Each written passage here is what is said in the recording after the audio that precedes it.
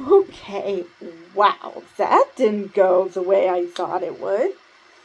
So, we start off with Shardlake lying on the floor where we left him in last episode, and a guy in front of him, or at least we think, based on the way he um, interacts with his own mind, I'm not entirely sure if that guy was actually there. So they took his boots, but they didn't take the sword. Okay, fine. Still very weird. And so he goes home, and Joan seems to be very, she doesn't seem to think that when the monastery is closed that will improve London, because the king is just going to keep everything for himself rather than give it to the people, which history proves her right. So, and Shardlake has a very nice conversation with her because he actually respects people, and he takes her opinion seriously. So he goes to a blacksmith, and they discover that this was forged in Toledo, and that this belonged to John Smeaton, who's the father of Mark Smeaton. So we find out. So then he goes to see Cromwell. Cromwell is very flippant about, the discovery that maybe Anne Boleyn and Mark Smeaton weren't doing what the king claimed. And so this is, Shardlake gets a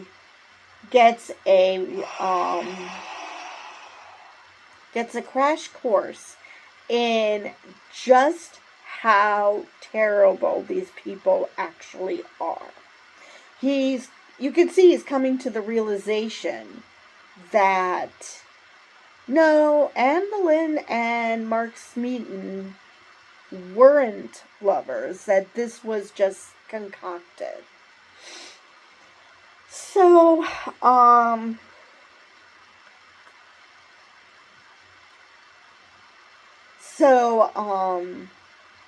he goes back to later in the evening to talk to his blacksmith friend, armed with new information, and he tells him that because he had been cornered afterwards by the Lord of Norfolk and the Duke of Norfolk. And that's when we discover that Master Crow is a nothing burger. Even though he took one of the land deeds, which I still don't understand why he did that. I mean, was he like, oh, Lord Norfolk would want this land, so I'm just going to take this for him so he would have a claim. I'm assuming that was what that was for. And so he's mysterious, but only in the sense that, that he was working for Duke of Norfolk. Now, what I don't understand is why did they want to delay him? I mean, granted, they want to close the monastery, but why delay his investigation? What is to be had?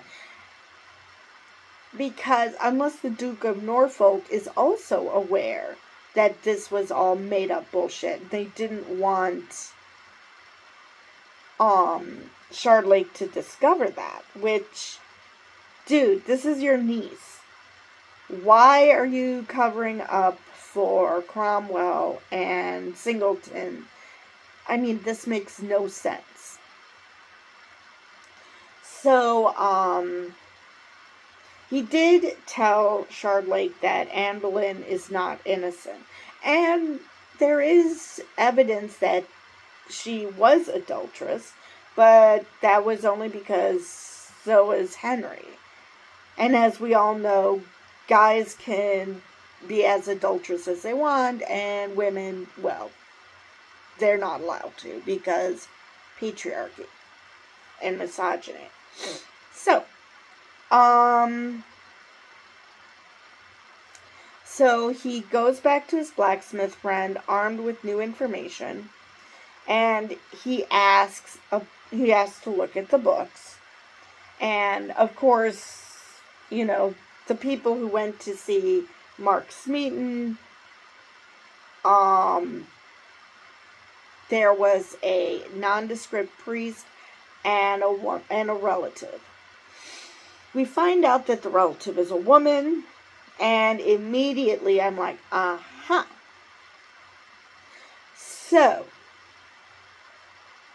So even though I was wrong as to how it went down, I was right about Alice.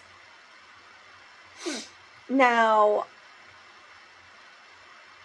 he goes back to Scansey, and he gives his friend, before he leaves, gold to have him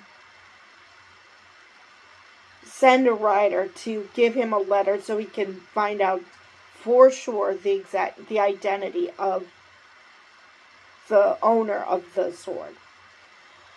So, he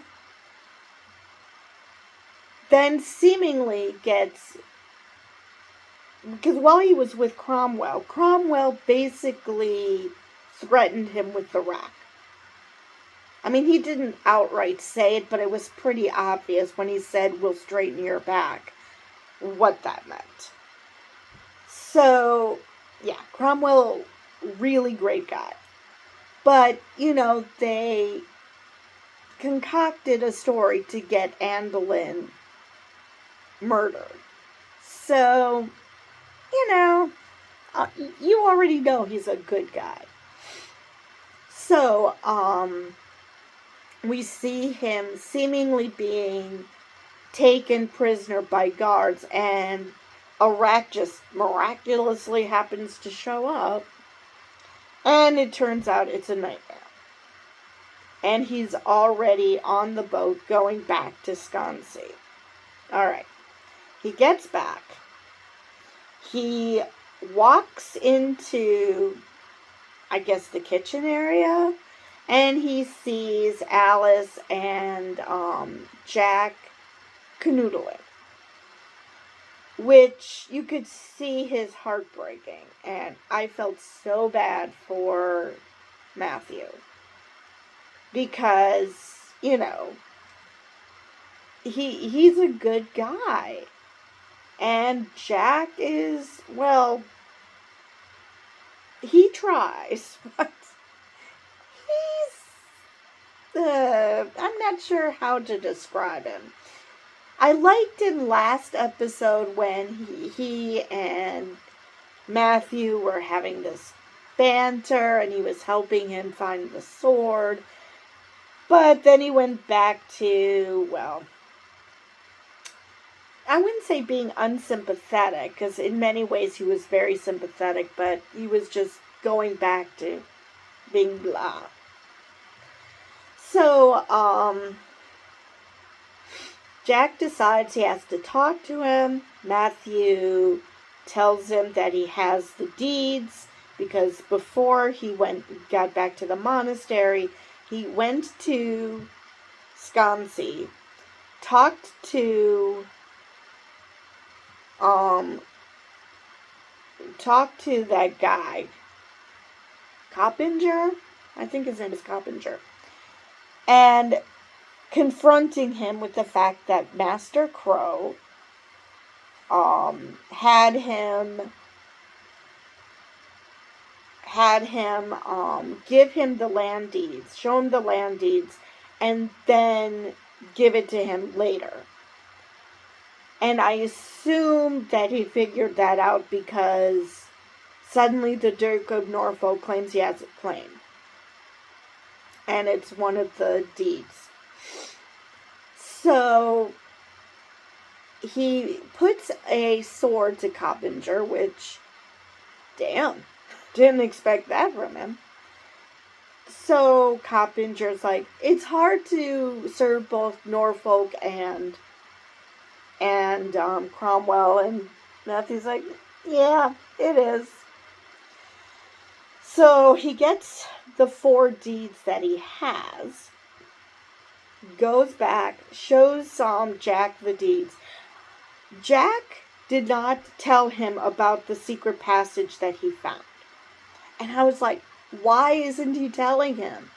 Well, it turns out that it comes into play later. So he says, okay, we're going to gather everyone at mealtime, and I want you with your sword there. Okay, fine. Now, he had already asked Bugs about Goodhap, because he knows that horse belongs to him. What the hell happened? So, he obviously came clean. So, he's in the dining hall with all the monks, and this is the first time we saw more than just the main players. We saw everybody. And it was so funny because Shardlake was like in the church, in the rectum of the church, and said, Singleton, I came here because of you, and you are the one I care the least about. and Ron's like, I'm just doing my job. I didn't want to. So he joins everyone in the dining hall. And he shows, he puts the books down and has this presentation about who killed Orphan, who killed Gabriel. No mention of Singleton and no mention of Goodhap, but those two. And how these deeds are the reason that it's not that some people were killed that's going to close St. Donatus. It's going to be the tax fraud. Which, that's generally how it goes. That's generally how it goes. I mean, that's how Al Capone got caught. It wasn't because of all the murders he did or the bootlegging. It was tax evasion. So same thing here. Tax evasion. Now, it turns out he has a similar attitude. Edwig has a similar attitude to the king as Jerome. He calls him a serial adulterer, which that checks out because in the Catholic Church there's no divorce. So that's understandable that you would call him that. But dude, you killed people. I mean, you were thieving.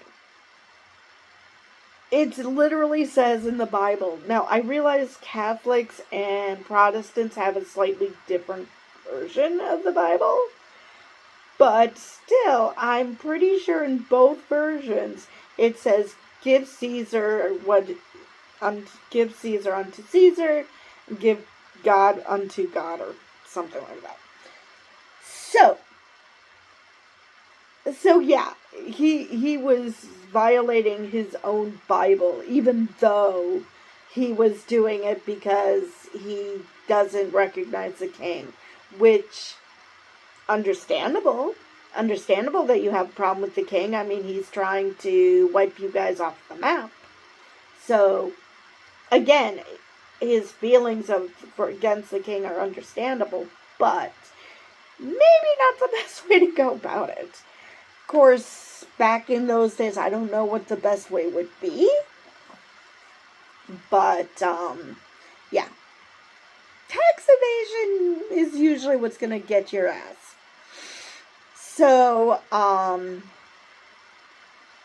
Edwin starts basically speaking like Brother Jerome. It was actually quite amusing.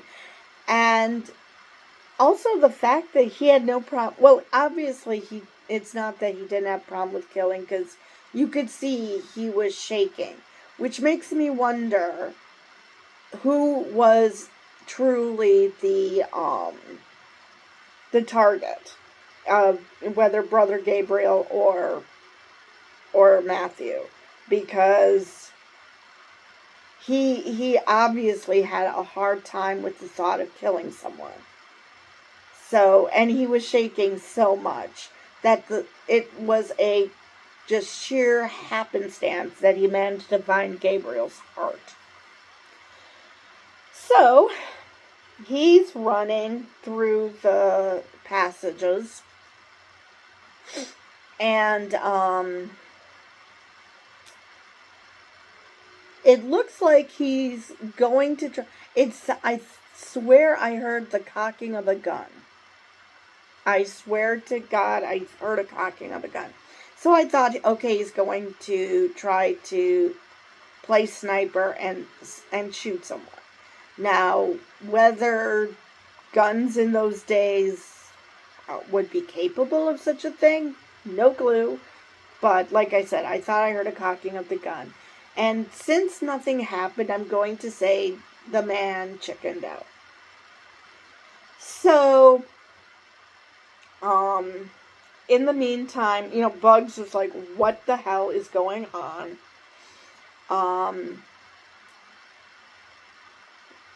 Bugs gives Shardlake the letter, and Matthew looks at the letter and, gives the letter to Jack, shows him that the sword belonged to Alice, who just conveniently slipped out while the whole ruckus was going on. And so he asks Jack to bring Alice to his room. And he's like, your room? And this was before he told Jack what's going on, so obviously there was a little jealousy going on. And it's like, fine, have her come to your room. And by this time, Jack knew what was going on. Shardlake confronts Alice. It turns out that John Singleton is her cousin. And she was engaged to marry, so now I know what a swain is, engaged to marry Matthew. So,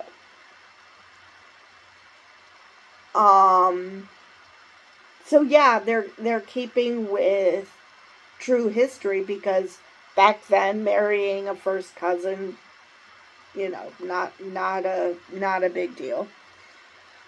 So Jack comes up with this idea. He already had told Alice what's going on, and he's like, just explain to Matthew what's going on. I'm sure he'll understand. He'll let you go, blah, blah, blah. Because he's thinking with the wrong organ. So she's like, run away to France with me. And he's like, yeah, I don't want to go to France. So he he tells Shardlake, look, I'll lock the door. I'll keep guard, and everything will be fine. Okay, fine. But he already knows about the secret entrance. So, while Shardlake is sleeping, which he's not actually lying in bed, he's just sitting up in bed, fully dressed. It's like, really? What the hell is going on? Who sleeps like that? I mean, dozing off, maybe. Just, sitting in bed. I mean, they probably don't have a lot to do there. Sitting in bed, doing nothing, maybe dozing off. But that's not the hint I got. Very strange. And Brother Edwig gets into his room, which, I'm sorry, how? Isn't his door locked? What's going on? So he gets in, and instead of just, murdering him in cold blood, he basically lets him wake up. And so then he outsmarts him by saying, "Get him, Jack." So he would be like, "What's happening behind me?" And he takes the moment of surprise to start fighting. And they keep fighting. And I'm just waiting, when is somebody going to come and help Matthew? I mean, he doesn't have a complete inability to fight, but as far as fighting goes,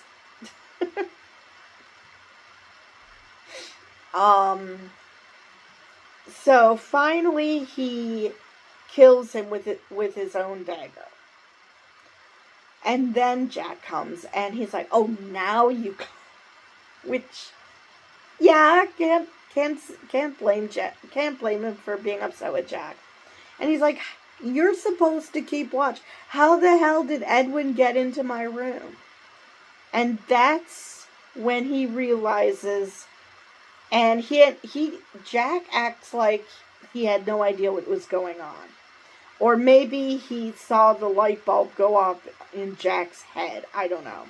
But they run to Jack's room, and Alice is gone.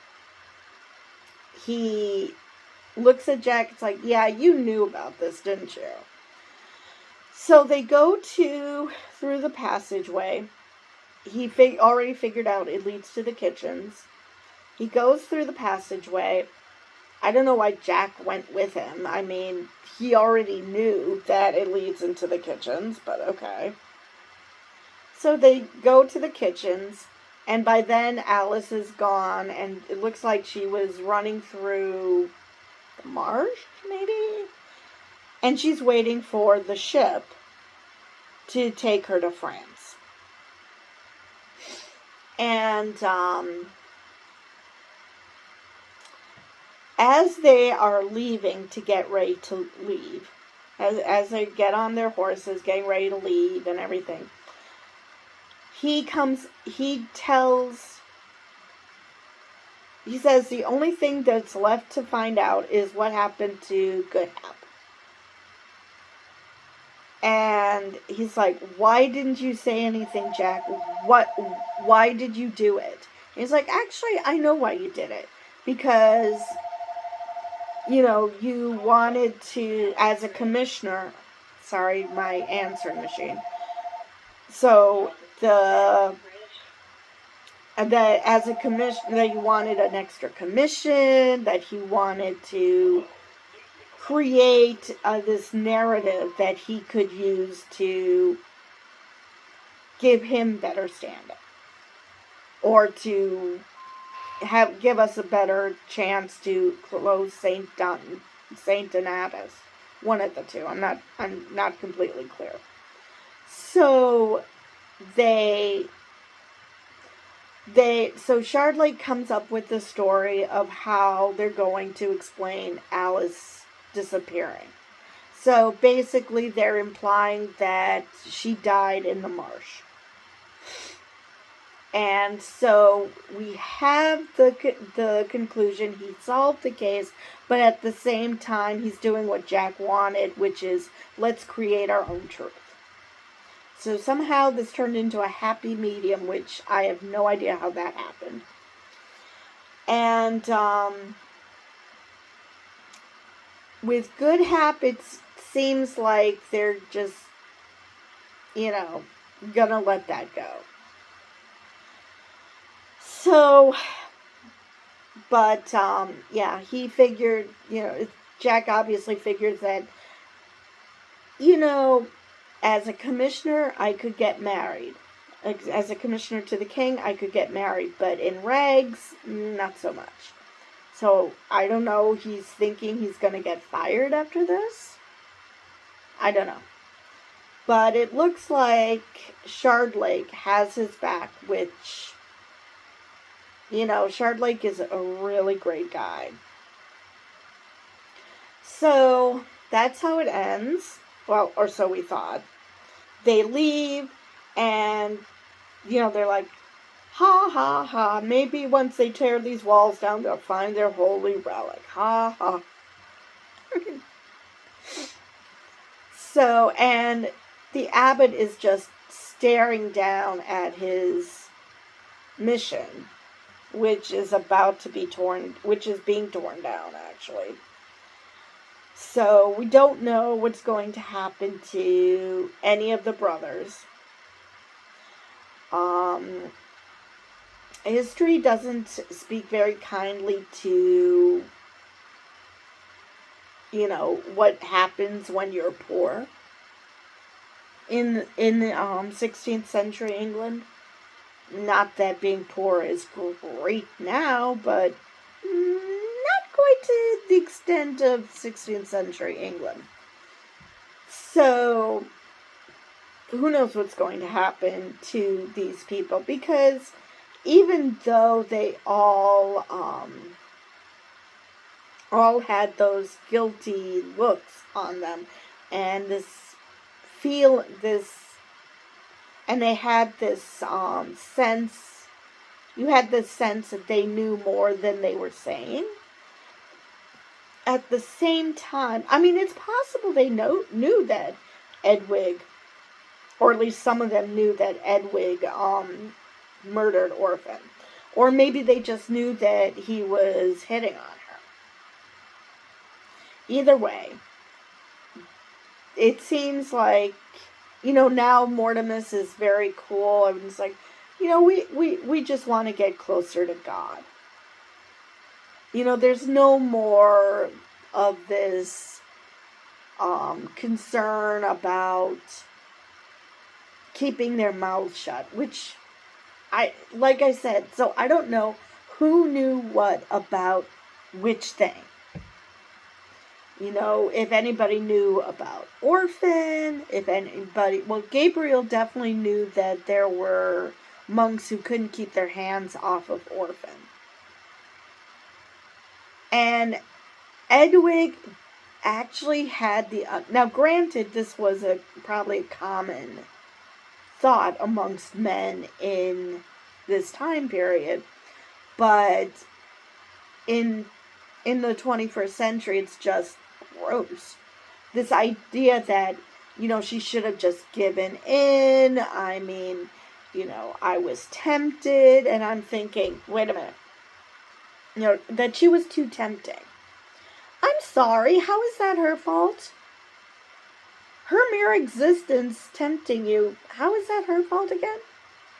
Oh, right, she's a girl. And obviously women live for men or something. What? So even though that was probably common in those days, it's still gross.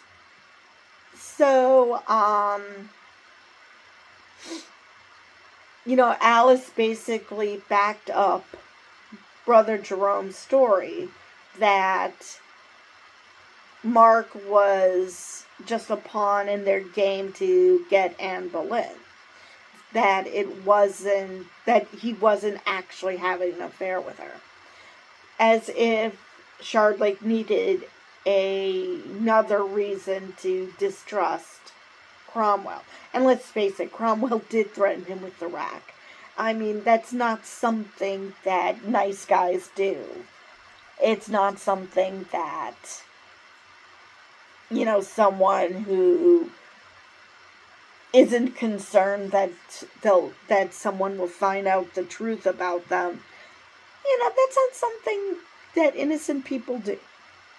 So yeah, Shardlake already knew, but this was further confirmation that Cromwell and Singleton were both horrible people. Now, Singleton might have said he was just following orders, but yeah, history is littered with horrible people who were just following orders. So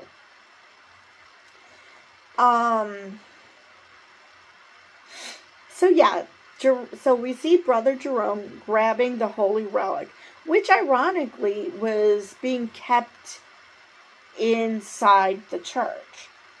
It wasn't that far away. It's like, at least I assume that it was the holy relic that supposedly disappeared, which makes me wonder why nobody looked there. I mean, that's, you would think that would be the first place people would look, because, I mean, if you're going to have a holy relic, it would be in the main church, maybe? But anyway, so that's how it ends. And I'm trying to think if there's anything I missed. I was kind of bummed that they actually showed Alice and Jack in bed. I was kind of thrilled that last episode they were just implying that they were having sex. Not, granted, they weren't showing much, but still. I could have lived without that. I would have been fine. Let's see if there's anything else. Like I said, I really wonder what's going to happen to the monks and to the abbot, especially since they are Catholics, and King Henry and Thomas Cromwell especially are reformists, so they have a specific dislike for Catholics, so I can't imagine that things are going to go well for them. But, I don't know. I don't know if we see any of them in further books, or if this is the last we see of any of them. It's obviously the last we'll see of Alice, because she's going to France, and Jack doesn't want to follow her. He claims it's because that he's going to end up in rags again, but I don't know. Maybe a part of him doesn't want to be with her anymore after what happened, even though he kind of killed someone himself. So yeah, I'm not sure I understand Jack. Maybe he truly just didn't want to go to France, but he wants to make it out to be something more manly than I just didn't want to go to France. Anyway, I'm going to stop rambling now. And with that, I will see you guys in the next video.